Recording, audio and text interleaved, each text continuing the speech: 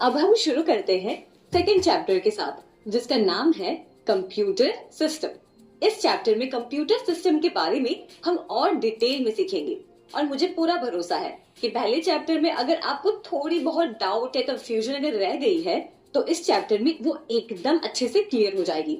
चलिए फिर शुरू करते हैं।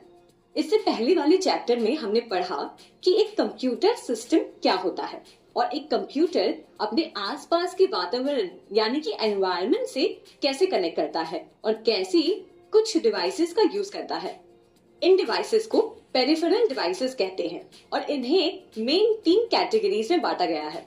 सबसे पहले इनपुट डिवाइस, दूसरा आउटपुट डिवाइस और तीसरा input and output device. In devices में कौन कौन से डिवाइसेस आते हैं ये हम आगे चैप्टर में डिटेल में जानेंगे। इससे पहले आइए एक इंटरेस्टिंग चीज करते हैं, कंप्यूटर ऑन करना सीखते हैं। कंप्यूटर को स्टार्ट करने के लिए एक ऑन बटन दबानी होती है जिसे हम पावर बटन भी कहते हैं। तो सबसे पहला स्टेप जो आपको करना है वो है इस पावर बटन को अपने कंप्यूटर या लैपटॉप पर ढूंढना।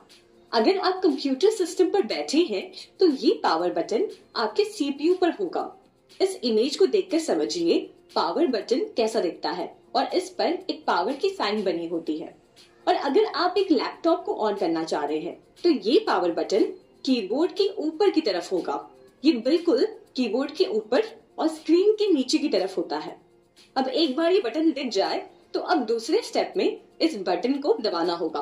कंप्यूटर पर जैसे ही आप इस बटन को दबाएंगे तो एक लाइट जलेगी और लैपटॉप पर ये लाइट बाद में जलती है। और ये याद रखिए कि अगर डेस्कटॉप एक मॉनिटर से कनेक्टेड है तो आपको मॉनिटर को भी ऑन करना होगा। ये बटन आपको मॉनिटर के निचले हिस्से की तरफ मिलेगा और जैसे ही आप इस बटन को दबाएंगे तो एक ग्रीन लाइट जलेगी जिससे आपको पता चल जाएगा कि मॉनिटर ऑन हो चुका है। अब तीसरा स्टेप, आपको कंप्यूटर पर लॉग इन करना है। लॉग इन से मतलब है आपको अपने अकाउंट में लॉग इन करना है। इस सिचुएशन में सिर्फ आप ही उस कंप्यूटर को अगर यूज करते हैं तो फिर तो ऑन करते ही डायरेक्टली आप डेस्कटॉप पर पहुंच जाएंगे।